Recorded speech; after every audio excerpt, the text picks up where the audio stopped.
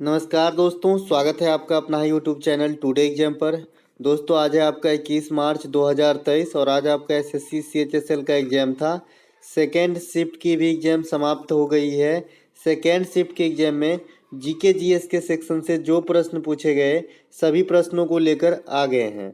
दोस्तों आज के जो दोनों शिफ्ट रहा, पहला और दूसरा, तो पहला शिफ्ट में मेरे एक्स्ट्रा फैक्ट से 11 प्रश्न लड़े थे जैसा कि आपने देखा, और सेकेंड शिफ्ट में जो सिर्फ मौखिक रूप से बताए गए क्वेश्चन से 7 क्वेश्चन टकराए हैं जो मुझे प्राप्त हुआ है। अन्य जो नहीं प्राप्त हुआ उसमें से भी टकराए होंगे। तो जैसा कि आप खुद ही चैनल पे है तो खुद ही इस बात को रियलाइज कर पाएंगे, कोई भी बात हवा में नहीं करते हम।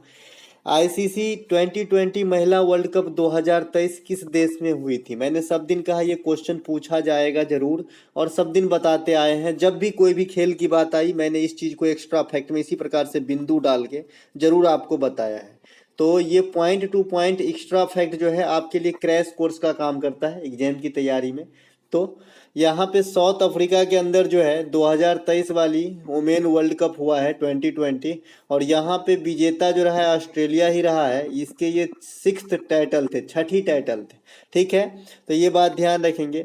अगर ICC T20 women's world cup 2022 पूछा गया होगा, क्योंकि बच्चे ने 23 बताया है, मैं अपने हिसाब से रख रहा हूँ कि अगर 22 पूछा गया होगा तो न्यूजीलैंड के अंदर हुआ था। ठीक है, 22 वाला, और 22 वाले के विजेता भी आपका ऑस्ट्रेलिया ही था। 23 वाले के विजेता तो ऑस्ट्रेलिया है ही, लेकिन 22 वाले के विजेता भी आपका ऑस्ट्रेलिया ही था। ठीक है, लेकिन 22 वाला न्यूजीलैंड में और 23 वाला जो है साउथ अफ्रीका में हुआ है।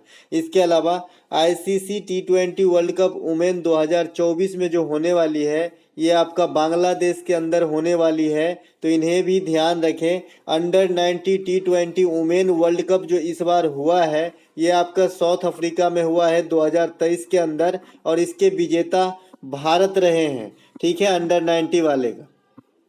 इसके अलावा एक प्रश्न पूछा गया था कि आर्टिकल 76 किससे संबंधित है, या फिर भारत की महान्यवादी की नियुक्ति किस आर्टिकल के थ्रू होता है। देखिए लैंग्वेज चेंजेस हो सकते हैं, लेकिन आर्टिकल 76 आया है तो ये महान्यवादी से संबंधित है। आर्टिकल 76 महान्यवादी के बारे में मैंने बता रखा है। ये जो है आपका इंडिया के सबसे बड़े कानूनी या विधिक अधिकारी होता है, जिसकी डिप्यूटेशन जो है राष्ट्रपति के द्वारा किया जाता है आर्टिकल 76 के थ्रू। वर्तमान में जो देश के महान्यवादी हैं अटॉर्नी जनरल ऑफ इंडिया है, ये आपका आर वेंकट रमनी साहब हैं। वित्त आयोग का गठन जो राष्ट्रपति करते हैं आर्टिकल 280 के थ्रू करते हैं। राष्ट्रपति संयुक्त अधिवेशन को बुलाते हैं, यानी राज्यसभा और लोकसभा के ज्वाइंट सीटिंग बुलाते हैं, ये आर्टिकल 108 के थ्रू कर पाते हैं। राष्ट्रपति ही लोकसभा को समय से पहले भंग कर सकते हैं, आर्टिकल 85 के थ्रू करते हैं। इसके अलावा अगला एक प्रश्न पूछा गया था आईसीसी T20 वर्ल्ड कप 22 जो 2022 में वर्ल्ड कप हुआ है T20 वाला मेंस वाला, उसमें भारतीय टीम के कप्तान कौन थे? तो रोहित बाबा थे। रोहित शर्मा को जो है कप्तान बनाया गया था, है ना। इसके अलावा आईसीसी T20 वर्ल्ड कप 2022 कहाँ पर हुआ था? तो ये ऑस्ट्रेलिया के अंदर हुआ था। हालांकि भारत बाहर हो गए थे, है ना, गेम में नहीं रुक पाए थे। इसके अलावा जो यहाँ पे फाइनल मैच हुआ था इंग्लैंड और पाकिस्तान के मध्य में हुआ था, लेकिन इंग्लैंड विजेता रहा था, पाकिस्तान जो है रनर अप रहे T20 वर्ल्ड कप 2022 के। ठीक है, साथ ही साथ मैं बता दूं जो पिछला वर्ल्ड कप 2019 में हुआ था ये भी आपका जो है वर्ल्ड कप के विजेता आपका इंग्लैंड ही रहा था, है ना। तो ये बात भी ध्यान रखना है। इसके अलावा कॉमनवेल्थ गेम 2022 में भारत ने कितने कांस्य पदक प्राप्त किए? पहले शिफ्ट में पूछा गया था आपका सिल्वर, पहले शिफ्ट में पूछा गया था सिल्वर, सेकेंड में पूछा गया आपका कांस्य। तो कांस्य 23, 22 गोल्ड मिला था, 16 सिल्वर मिला था और 23 ब्रॉन्ज मिला था। टोटल 61 मिले थे, चौथा पोजीशन हासिल किया था। 2022 में जो गेम हुआ 22वां गेम हुआ था, बर्मिंघम इंग्लैंड के अंदर हुआ था। पहला गेम 1930 ईस्वी में हैमिल्टन कनाडा से हुआ था। आगामी जो गेम होगा 2026 में ऑस्ट्रेलिया में होगा। तो ये सभी बात ध्यान रखेंगे कॉमनवेल्थ गेम के रिलेशन में। दोस्तों एक्स्ट्रा फैक्ट जो है सीधे मोती देता हूँ आपको, जो एग्जाम में सीधे सीधे नंबर दिलाएगा, मेरिट तक ले जाएगा, जैसा कि आप जानते हैं। तो आप लोगों का भी थोड़ा सा कर्तव्य बनता है, अब तो मैं नहीं कहता हूँ, है ना। अगला एक प्रश्न है कि सिंधु घाटी सभ्यता के बंदरगाह नगर कौन कौन से थे। देखिए सिंधु घाटी के सभ्यता के बंदरगाह नगर एक से अधिक थे। जो आपको गुरुजी एक बताते हैं वो बहुत गलत है। एक से अधिक बंदरगाह नहर थे, मतलब नगर थे। एक तो लोथल थे, लोथल है ये आपका इंडियन बंदरगाह थे, ठीक है। इसके अलावा सुरकोतदा ये पाकिस्तानी जो है आपका बंदरगाह वाला शहर था सिंधु घाटी सभ्यता के। तो दोनों में से कोई भी ऑप्शन हो सकता है, बिकॉज आपसे सिंधु घाटी के बंदरगाह वाला नगर का नाम पूछा गया था। सिंधु घाटी सभ्यता में मोहनजोदारो जो है ये सबसे बड़ा जो है नगर हुआ करता था उस समय का, ठीक है। इसके अलावा लोथल जो है ये गुजरात के अंदर है, ये ध्यान रखेंगे। कुतुब मीनार का निर्माण किस शैली में किया गया है, कौन से स्टाइल में किया गया है। तो देखिए जो कुतुब मीनार का निर्माण है ये आपका इंडो इस्लामिक शैली में किया गया है, ठीक है। आपसे जब भी ये शैली का बात आया तो थोड़ा सा बता देता हूँ कि जो शैली में मंदिर खास करके एग्जाम में पूछा जाता है तो आप मंदिर को अंदाजा लगा लेना कि जो साउथ इंडिया के मंदिर है ये सभी लगभग द्रविड़ शैली में ही बने होते हैं, ठीक है। द्रविड़ शैली में बने होते हैं। और जो उत्तर भारत के नॉर्थ इंडिया के मंदिर होते हैं ये आपका नागर शैली में बने होते हैं। तो ये से आपका काफ़ी आसानी हो जाएगा एग्जाम में सही आंसर पकड़ने का। इसके अलावा कुतुब मीनार की नींव जो है ये कुतुबुद्दीन ऐबक जो 1206 में गुलाम वंश की स्थापना किया था इन्होंने ही रखा था। लेकिन ये 1210 ईस्वी में मर गए थे, लेकिन कुतुब मीनार जो है अभी पूरा नहीं हुआ था। तो इसका जो है 2 फ्लोर तक और जुड़वाने के काम इन्हीं का गुलाम कहिए या फिर इनके दामाद कहिए इल्तुतमिश ने कुतुब मीनार के काम को पूरा करवाया। लेकिन जब तुगलक वंश के शासन आए, इल्तुतमिश गुलाम खिलजी वंश के बाद तुगलक आता है, थर्ड वंश आता है आपका। तो तुगलक वंश के एक शासक हुए फिरोज तुगलक, और इन्होंने जो कुतुब मीनार था इस पे 2 फ्लोर और ऐड करवा दिए। पूरा जानकारी रखना है तो इसी प्रकार से पढ़ना पड़ेगा। साथ ही साथ जो आपका रजिया का नाम आपने सुना होगा तो ये इल्तुतमिश की ही बेटी थी, ठीक है। और कुतुबुद्दीन ऐबक को जो है लाख बख्श कहा जाता है, लाखों का दान देने वाला कहा जाता है। ये कैसे इनकी मृत्यु हुई थी ये भी पूछा जाता है। घोड़ा से गिरकर चौगान खेलते समय इनकी मृत्यु हो गई थी, ठीक है। इसके अलावा कुतुब मीनार को और क्या कहा जाता है तो कुब्बत उल इस्लाम मस्जिद कहा जाता है। क्या कहा जाता है? कुब्बत उल इस्लाम मस्जिद। इंडिया का सबसे बड़ा मस्जिद जामा मस्जिद बता दीजिएगा, ठीक है। और इंडिया का सबसे पुराना मस्जिद शेख चुरामन जुमा मस्जिद, ठीक है, जो केरल के अंदर है। इसके अलावा किस खेल के परिसर को रिंग कहा जाता है? देखिए वो रिंग होता है, रिंग में जो बॉक्सिंग होता है ना, बॉक्सिंग वगैरह, तो ये आपका रिंग में होता है, ठीक है। और एक होता है रिंग जो स्केटिंग वगैरह करते हैं उसे रिंग कहा जाता है उसके परिसर को, ठीक है। क्रिकेट के परिसर को पिच कहा जाता है, बैडमिंटन के परिसर को कोर्ट कहा जाता है ना। टेनिस के भी कोर्ट होते हैं, है ना। तो ये सब ध्यान आपको रखना है।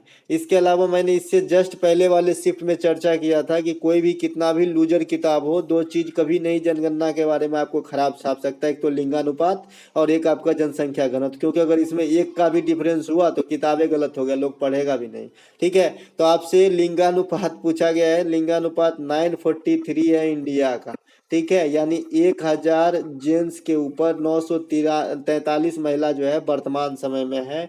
और जनसंख्या घनत्व जो है 382 है, यानी 1 किलोमीटर में औसतन 382 लोग निवास करते हैं इंडिया के अंदर। एक प्रश्न आपसे पूछा गया था कि परमाणु के जो कक्षा होते हैं मतलब KLM होते हैं ना, KLMN, तो इसमें जो है आपका M कक्षा में, M सेल में कितने इलेक्ट्रॉन हो सकते हैं। तो इसको निकालने का मैं आपको तरीका बताया था। मान लीजिए ये है आपका कक्षा 4 बना दिए हम, सबसे अंदर है ना J, फिर K, फिर L, फिर M, इस प्रकार से जो भी हमने रख लिया, ठीक है। तो कैसे निकालते हैं? 2 गुने पहले वाला कक्षा का निकालना है तो 1 के पावर 1 मतलब 2, उसके 2 के पावर 1। इसके अलावा 2 गुने 2 के पावर 2 दूसरी कक्षा तो 8 हो जाएगा। 2 गुने 2 के पावर 3 8 दूना के 16 हो जाएगा जी, है ना। यहाँ पे थोड़ा सा हमको मिस्टेक लग रहा है जी, है ना। 2 के पावर 3 नहीं होगा, 3 के पावर को 2 होगा ना भाई। 1 के पावर 2, 2 के पावर 2, 3 के पावर 2 होगा, 9 9 18 होना चाहिए, है ना। तो इस प्रकार से जो है आप कर सकते हैं यहाँ पे। थोड़ा सा मुझे जो है आपका यहाँ पे कुछ गड़बड़ लग रहा है, मैं देख लेता हूँ थोड़ा सा क्या होना चाहिए इसको। हाँ सही है, मैं सही था कि भाई जो भी कक्षा लिख रहे हो ना, जैसे कक्षा लिख रहे हो तो 2 गुने 1 के पावर 1 पहला लिख रहे हो, तो फिर 2 गुने 2 के पावर 2, फिर 2 गुने 3 के पावर 3, तो इस प्रकार से बढ़ते जाते हैं। ठीक है, 2 के पावर 3 के मतलब 2 के पावर पे बढ़ता जाएगा, 1 के पावर 1, 2 के पावर 2, 2 के पावर 3, इस प्रकार से बढ़ते जाते हैं। ठीक है, तो 4 8 इस प्रकार से जो भी रिजल्ट आएगा आपका 4 8 16 32 है ना, तो इस प्रकार से 18 आएगा आपका तीसरी कक्षा में, है ना। तो तीसरी कक्षा में आपका राइट आंसर 18 हो जाएगा, 2 गुने 3 का स्क्वायर।